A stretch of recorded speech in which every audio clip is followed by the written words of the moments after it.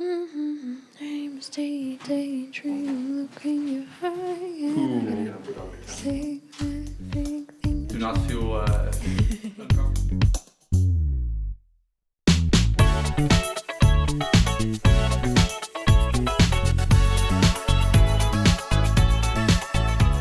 Hi, and welcome back to Poppin' Bubbles podcast, to our special edition dedicated to International Women's Day. I'm your host, Lisa. And I'm Stefan, and today we're seated here with the managing director of Equals, Dieuwke van Buren. Welcome. Thanks. Thank you for joining us. For all those watching, we're today in Amsterdam in an incredible space. Could you share a little bit more about where we are today? Yeah, you're at the Equals Clubhouse, actually in the heart of the Equals Clubhouse. It's on the Raamgracht in Amsterdam, on the canals. Yeah, it's a really nice space where we get our community together, but also our program, students, like the whole the ecosystem of Equals comes together here in the city center of Amsterdam. And it looks so inconspicuous from the outside. I heard Audrey saying earlier that it's gigantic on the inside, but you don't see it from the outside. True, yeah. I love the way, like a speakeasy kind of way, because people say like, yeah, you need to have more branding outside. Or like, no, it's the people who need to find us know where we are. Those who need to know, they know. Yeah. So Dieuwke, can you maybe tell us a little bit about what Equals is? When did it start? How did you get involved? Yeah, how do I get involved? Actually, it was a long time my blind spot, gender diversity or gender representation on the workforce. So it started actually with noticing that we're not equal, men and women. And during my, I grew up in a really strong family. I'm the oldest of 4 kids, and my mom and dad were always working, both. So I didn't even see like a difference in there. Even maybe my mom worked or longer or harder. My dad was always kind of the one who went to us to swimming class and all those kind of things. So, and he cooked and he did the laundry. So it was also my mom. So it was really like a normal situation. And I grew up in that like bubble actually in the end. Sometimes I got some questions like from friends on the primary school, like, do you have a mom? I was like, why? Because I don't see her here. It's like, she's at work. So why? So sometimes, but I didn't really put attention in that because it was just like a great bubble where I was living in. But I grew up, of course, and went to study. And even then I was like, women just have to work. Like, why are they not working? Why are they like crying all the time? Those kind of things. And it was also because I'm more fitting maybe in the male kind of energy as well, like the way how I work maybe and the way how I am in life. So I copied that maybe a little bit as well. So in my first internship, what turns out to a great job at B Amsterdam. So I started there with 3 male co-founders and me as an intern. And we grew from 0 square meter to 64,000 square meters of startup ecosystem. It's in the west side of Amsterdam. It was like, there were like 3 buildings. And we created an ecosystem where you can grow as a founder or as an entrepreneur faster than outside of the ecosystem. So we had from like 1 co-working desk to a lot of like big office spaces, a gym, event spaces, programming around it, like everything what you need to grow. And we had really like a 50-50 inflow in the beginning. So you saw that. So that was nice. Like we had 50% men, 50% women. And all of a sudden, all those companies were growing. And then you saw that the companies who had a male founder were growing faster, had more finance. And also when they are growing, they grab the first talent that they see. So, okay, I have a vacancy. I need to actually have it now, because if you put a vacancy as a startup, you actually needed it yesterday, the person who does that. So you'll take the ones who are applying for that job and can start. And there we saw IT startups, of course. The men were growing, like the representation of men were growing. So all of a sudden we like blinked and we saw, we are now 75% man community. How did that happen? But then I thought, oh yeah, that's how it is, right? And then after like 5 years of working, building in this like real estate kind of vibe as well, ecosystem, I got pregnant, and it wasn't planned, but I'm really happy right now. So I was really a bit shocked for myself. And then I felt a change, actually, towards me, from my environment, it was like, oh, you were so ambitious. I was like, but can't I be ambitious at the same time?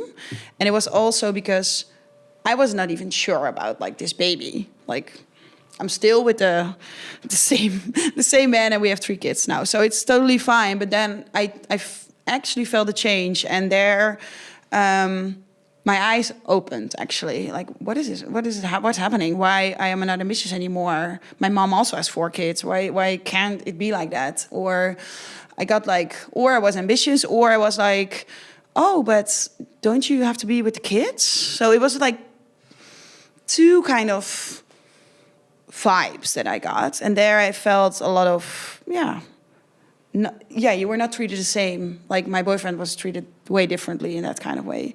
So that was one point where I actually start like looking for a role model myself as well. Like, I was looking, okay, who of my friends or who in my environment is pregnant right now or is a mom, and who do I look up to? I always had role models in my entire life. So my mom was a bit pissed, and I said, like, but I don't have anyone where I can relate to now. And she was like, me? Yeah, you're too old.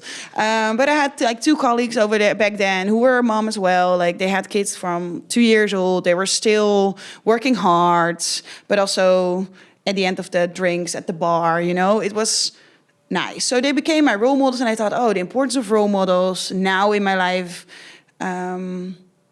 it became bigger and bigger.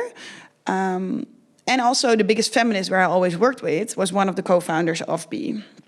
And he was always telling, we're like equal, but he treated us equal as well. Like, we had a lot of women in the team as well, but when I had to step into a meeting with the CEO of a big company, Microsoft, for example, I was like, yeah, but then they think you can, so you bring the little girl. I was like, you're not a little girl. You're 24.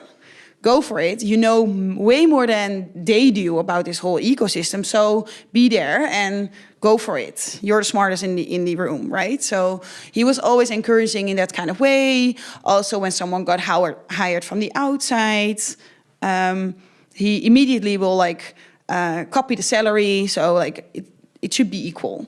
So those kind of different kind of settings comes together in Equals in the end, because when B became actually more like a real estate kind of idea, 2 co-founders, the 2 concept founders left at B, and we always were in contact still about what's next. I was pregnant of my daughter back then, so the second one already. So I thought, okay, I will see what I'm going to do after. First, we'll get this daughter, and then we'll see how it happened. And Ricardo and I stayed in touch, the biggest feminist I know, actually. And always with this kind of idea, like, we have to do something about women representation on the workforce. We have to do something about it. And then all of a sudden he said, like, okay, I have this idea. Let's do this together. Why not? Like, this can be huge. And I got really intrigued, of course, by also the entrepreneurship and the foundership and the startups that I saw, that I thought, yeah, okay, I'm now 29, 30. If I'm going to stay here because it's like safe, no, I want to do something differently with my life. I want to do something can be like making a change in the workforce and going to something where I'm going to work maybe 24 hours a day at. You want to work at something what's like better for the future, right? So that's the story how I end up at Equals. And not even in the way how Equals is right now. We started out differently. So we started out more, okay, how can we bring this ecosystem together? How can we give women IT skills, for example, but we saw if you do that like randomly and once in a while, you can't really track them. You don't help them actually with opening that last door, for example. So Equals how it is right now is like 1.5 years, like in this format as well. After 1 year of working at Equals as well, we opened this clubhouse where we are right now, and what's actual the heart of a community and women in Amsterdam and surroundings. And we also saw that that's really important, because in Corona, everyone thought you could do just an online community, but we see if you want to actually make connections and grow with them, you need to see them face to face. And it can be hybrid, but like this place marks that, I think. A lot of friendships and career ships started here, actually. Yeah. So, yeah. So you have the academy, the Equals in Tech, right? So why tech? Why the choice for tech? No, we saw that it's a market that grows really fast. Also, you don't know where it actually goes, but you know that in the future, like almost every job got tech involved. And if it's a good way or a bad way, that's something where we can talk about later. But I think it's involved even when you work in a supermarket, when you work at the payment store, or if you walk around the city. Like, tech is going to be everywhere, and it's actually already everywhere. We also saw that this market is growing, but also the salaries in this market are growing faster. And I think if you want to have a good future, or if you want to be prepared for the future, this growth market can actually give like that change in your life as a woman. It needs women. It needs a lot of people. And it's something that you can do like your whole life. And the most important thing is even that you are preparing on the future, because to learn another language, it's easier if you can read, right? So if you know the ABC of the tech skills, you don't know where it goes. But in the end, you are easier to adapt to it. Like I have my grandma and grandfather as still, and on the other side, my grandma. And my grandfather and grandma, they went to the tablet and the iPhone and the phones while it was like happening. So they're keeping up. Like, they're slow, but they're keeping up. They can send me a tikkie, for example. It was really fun the to see. most important Dutch skill. But it was fun. Like, I said, like, oh yeah, can you send me a tikkie? And he did like actual 2 hours later, I got one, and he did it with YouTube, and I thought that was really fun. But on the other side, my grandma, on the other half, didn't start. So she can't keep up. She's like a bit lost in this society right now, because you can't even do things, also not for elder people, without a computer or laptop. So IT, it's the biggest market, and it's also where you have to be in the end. Some way or another. Yeah, some way or another. Of course, you don't have to be all sitting behind a laptop, but yeah, I think it's important even, the daily stuff. Their IT is really involved. You don't realize. Makes sense. So you have an academy, right, where it's focused on tech. Because we know that there are like 3 pillars. So what are other 2? Yeah, so we have the tech, the free reschooling, including job guarantee. On the other hand, we have our clubhouse with our programming. It's like a kind of gym membership on your professional career. We call it a bit like the third workplace, third work spot, third network. It's like not people from your family or your social environment. It's not people from your work colleagues or the one who you work after. It's like really expanding your network. Men are more likely to work on this kind of networks. They have like different kind of societies and clubs and all those things. Women are less likely to do that. They wanna learn, they wanna do that, but if you do trainings every month, then it's like all a bit loose. So now we like have different kind of learning paths within the member club, where you can do, like yesterday evening we had a LinkedIn training. It's really like hard skill kind of way. How does the algorithm work? Those kind of things. Also how you should be on LinkedIn and how you can use it for your performance and your growth. But we also do like SEO, an AI track to learn about what is happening over there, present and pitching, like everything around like your personal and professional career. So therefore you have a membership, and you can also come and join and work here during the days. So that's like women of now like 250 women who are coming together. Some members we do see every month, some members we do see every day, and some members we do just see once in the 2 weeks an evening, for example. So that's the member club. The third one is our exposure visibility, because I spoke a little bit already about it, but you can't be what you can't see. So we want to make sure that all the women who are out there already, that we also make them more visible.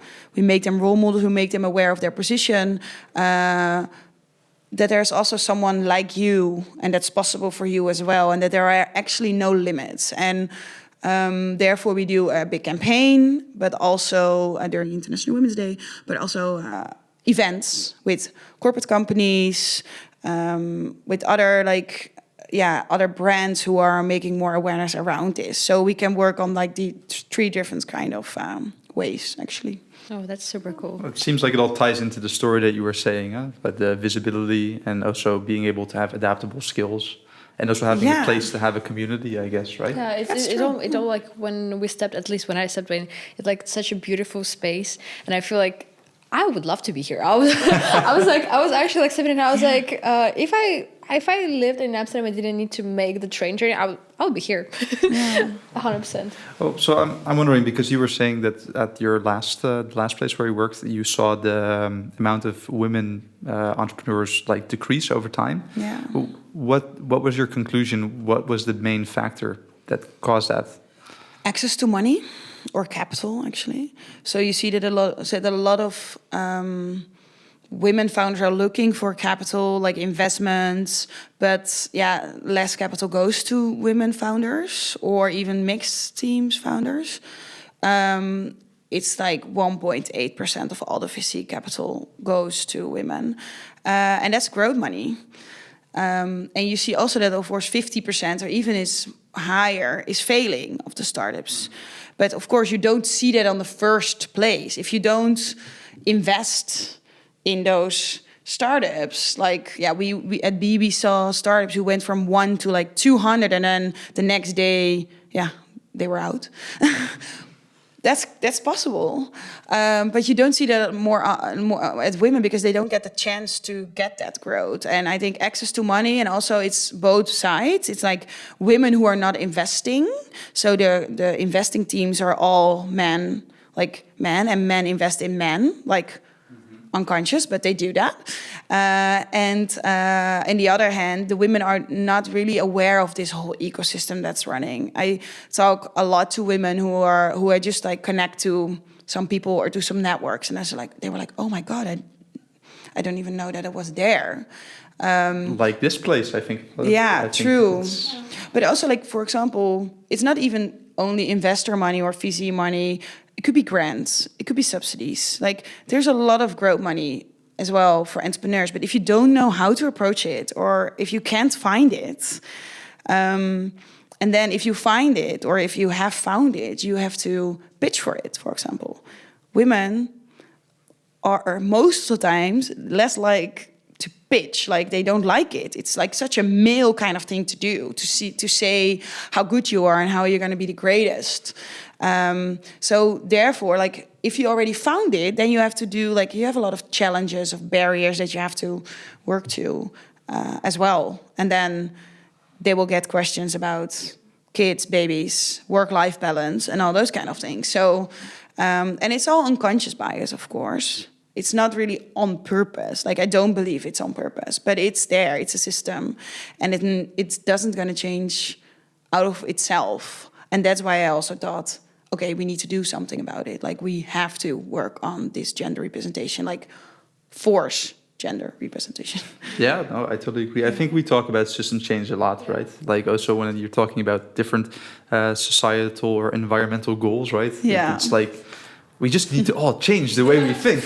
And it's like, okay, let's do it then. But I think that organizations like this are like the first step to that, right? I mean, it's hard. You can't force anyone to do. And you don't want to force people, but you also just want to make them a little bit aware of the things. Like, even I make mistakes in this kind of topics. Like, even I am not always right. Like, if I say something, it could be maybe hurting someone, and I don't mean it like that. But if someone says something to me like, oh, you can't say it like this, or you should say it like this, I'm really like adapting to it, and I want to hear it, and I'm definitely gonna use this feedback for later, and I don't feel in anyhow like offended, or I just want to make it better for everyone. And if everyone has that like kind of respect for each other, like if you stand on someone's toe, it's hurting, but you can say sorry. Like it's easy, right? Sorry, okay, we'll go for it. Yeah, you also coming back to the entrepreneurship space. Do you think it changed in the past few years for women?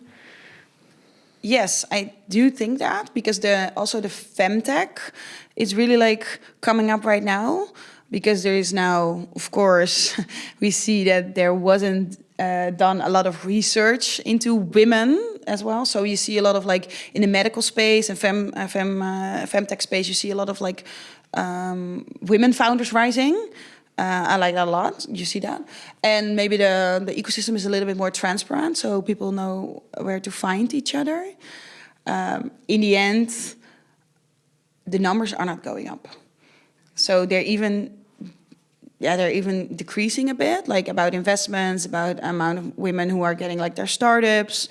So yeah, we have to invest still in the whole ecosystem to do so, because in the end, women make more impact kind of startups. So they are more like sustainability, social impact startups. Actually, they are on the No petrochemical oil platforms. no. Wow, what a surprise! Yeah, but it is. So we need actually more kind of entrepreneurship. I agree. Yeah. I agree. I think we were having a conversation about this last week in our that why would you always have to go for maximum profit if you could get 9%? Why not settle for 7%? And then have that little bit over to make a positive impact? Yeah. What do you think about that? Yeah, I think that's a good change that it's happening. And then also the society is like watching that. Also for you as a company owner, for example. So you have like more responsibility as well. People look at that as well. On the other hand, we also do live in a bubble. So if you look into my Amsterdam community, for example, yeah, there's a certain bubble. Like in the end, everyone has to pay their wages and those kind of things. So yeah, then you just go for the cheapest option in the supermarket. And that's because, yeah, that's okay, because you have to hold up, right? So I think it's in a two-way. Like, yes, it's a good way. I think you get a social responsibility as well, especially the bigger companies. But in the end, yeah, you just have to see what the customer in the actual supermarket is doing. And there you can like a little bit check on what's going well, or what has the right fit as well in the market. Well, we're here obviously for International Women's Day, and for me, International Women's Day is kind of like, having a conversation like this, learning a little bit more about what's out there for women. But we were having a discussion earlier on that International Women's Day does not mean same for everyone. Yeah, no, it's quite an interesting topic, because I didn't know why we celebrate International Women's Day until this morning. In my head, I kind of knew the idea, but I didn't research where it was coming from. And I learned a lot this morning. But also, coming back to the conversation that we had before the recording, I also know that in a lot of places in the world, this is not kind of a common practice to celebrate women empowerment and celebrate the equal rights. So I'm curious, what does Equal do, maybe for celebration of International Women's Day? Yeah, we have a really big celebration, actually. We do a big role model campaign in this year 5 cities. And it's all about visible role models, one of our pillars, of course, to create more awareness of you can do this as well. Like there are no limits what you can do. They're all women like you as well in this workforce. And this campaign is an out-of-home campaign. It's an outdoor campaign. I don't know if you know the big pillars around the canals in Amsterdam. They called paperbussen. We wrap them with women. So women in leadership, women in tech, and women founders. And there, over 150 women are joining. And yeah, there is someone like you there as well. And we want to make it like really an inspirational day. Like a day of where we celebrate the women who are already there, the women who are working in this workforce and making a difference. I think that's important because, of course, International Women's Day can also be, the numbers are really bad still, those kind of things. But we want to change it to something what's like positive, a positive celebration around International Women's Day, and show a bit of like the celebration feminism, and not only like the sour feminism, what's like sometimes people think feminists are, right? I have a class right now on behavioral management science, and we're talking about biases and stereotypes. And I had a lecture yesterday, and our teacher was like, he sent us like a YouTube video, and he was like, please watch it and like answer the riddle. And it was like the video that like some kind of like American company did to celebrate National Women's Day a few years back. And they were like, the whole point was that like, sorry for the editing team, I'm gonna quickly tell this. Basically, so there was a son and his father in the car, and they were like driving to the son's interview, and then the son gets a phone call, and someone on the phone says like, "Good luck, son," and from the CEO, like CEO called him and was like, "Good luck, son." And the question is, how was it possible? How did the like person on the phone, the CEO, said son? Yeah. And all the people in the studio who were answering the question, they were like, maybe just like an older person who's like called a person's son. Someone was like, maybe he just has two dads or something. And no one ever thought that like the CEO was actually the woman. She was just the mom. So that's why she called the guy son. Yeah, I heard this story. Yeah. Yeah, also about like a doctor. Yeah, it's. Yeah, and I was like, and I also sent it to my mom, and I was like, can you answer the riddle? She was like, I did not expect that. It's so, yeah. And our teacher was like, unfortunately, this stereotype, this statistic is true, unfortunately, but it's misleading, and it doesn't mean that we cannot change anything. That's so true, and I think this is such a stories. It makes you a little bit aware, because I also asked this to my boyfriend at home, for example. But if I see like my son, he's now 6, and he was telling my daughter, because she was going on a school trip, that she had to go in a big bus, and then he said like, yeah, it's a big bus, but you don't have to be scared. I asked the bus driver, and she said to me, and then something that it was like safe there. So, but I was hearing it, and even I thought, oh my God, they had like a female bus driver. In my head, not gonna lie, it was just like, okay, you asked the bus driver. I was picturing the situation. Yeah. Yeah, you picture a guy. A guy, yeah. So, You do, and I'm so happy when I see that the efforts that we do. If you see that in the kids, like they are not like that, so we can help them like program this like this. And of course, they see a lot of stereotypes still, but even I'm noticing it. Like my favorite color of my son was pink till he went to school. Those kind of things, and it's just like I didn't force him pink, not at all. It was just there, and I really didn't even say something about it. But then you see, oh, it's for girls. I came to his school Tuesday to his like BSO, and he was the only one who. Mom, I was the only boy who was getting my nails done in the beauty activity. No one dared to. So yeah, I don't know. You still see a lot of stereotypes, but it's this kind of like stories makes also people aware who think like, yeah, but I don't think like this. Yeah, you do think like this. It's okay that you think like that. It's how you were programmed into growing up in this society. Yeah. Our editing team is like, sorry. But I have, I think, one last question also, because you were mentioning a lot of like role models, and like, who is your role model? That's a good thing. I got it. Yeah, so like the question immediately is, of course, my mom, because, or my mom and dad actually, because they showed me just how it should be. Like they showed me that, and I really didn't like. They didn't say it was exceptional. It was just there.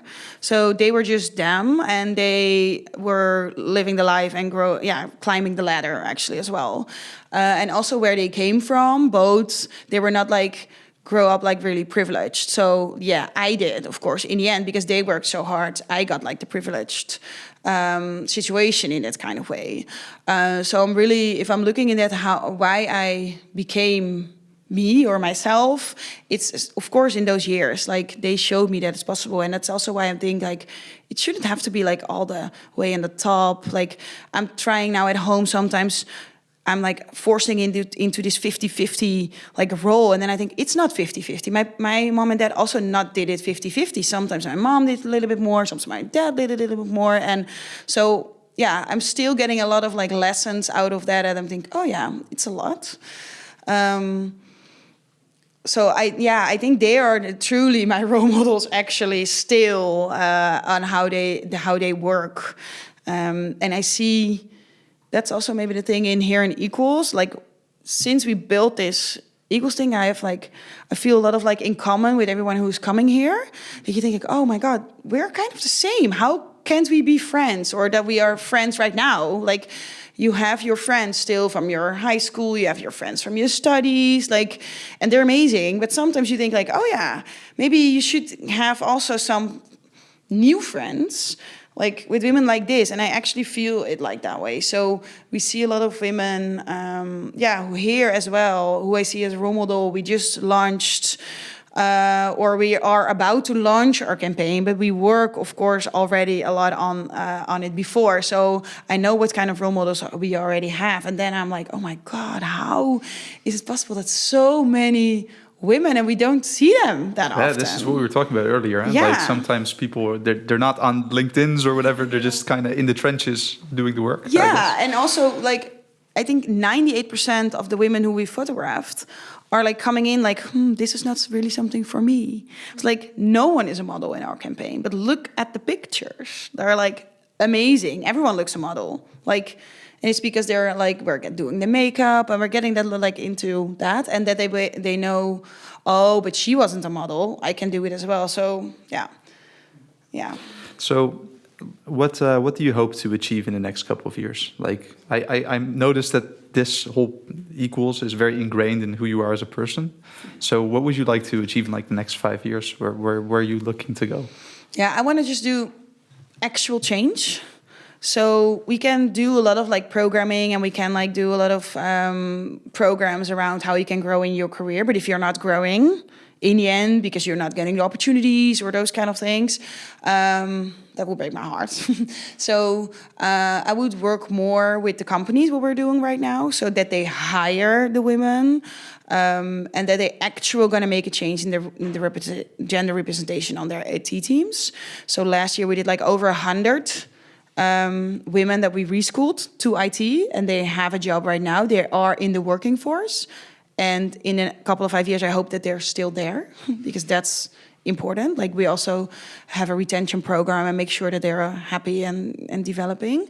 So actually, I hope that we are the solution to bring diversity in your company or in your ecosystem, but in like a sustainable way. So like we don't want to push those things forward, like, and that they will leave the sector again. But if I now speak to a couple of women who are in our program, or who did our program and who are now working, like their lives changed a lot. Like their perspective, their career perspective, their growth. And if I hope in 5 years, I hope that the women that we retrained, or the women that are connected in Equals, that we see them growing on LinkedIn, that we see them having their LinkedIn updates about like they become not even a CEO or a managing director, but that they do what they love, and they have that they look back at Equals and they thought it was like a key point in my life. Do you say that in English, like key point? Yeah, or kickstart, or like that they really springboard. see Equals as a driver. Yeah. And I hope that for the women, that's actually what I hope, that they saw Equals as like this moment in life that changed their life in a positive way. Oh, that's incredible. I really hope you achieve that, because everything I personally heard today just inspired me. Who knows, maybe after I finish my university, maybe you'll see me here. Great. Honestly, I would love to. I think our listeners are primarily students that want to make some social impact of some sorts. a lot of women as well, talking about people that you don't see. So, like, what kind of tips would you give them? They might be sitting at home. They might be thinking, I want to start, but I don't know how. Or ask people. Women more likely to tend like keep things for themselves, insecurities or maybe doubts. But ask people around you. Like, ask for help. Ask for that introduction. If you want to work at a certain company, look for someone who's working there, or maybe barely know, but you know it. Ask for that like introduction. I think that's important to kickstart. And of course, everything is possible. So there is a program like us or other programs where you can like get into like the choice that you made for your study or your university. You can take that with you and go to another sector. Like that's fine. So make sure that you are doing what you love, know what your values are and where you want to grow in, and it's okay to do something else, and then say like, oh, you do know that it's not working anymore. So that's also what I said. Like, if you know, just try it, and don't see it as a failure if you didn't reach it like in a steep kind of way, but it comes with ups and downs, and also face that one. Like, sometimes you have to do something to do that you don't want to do that.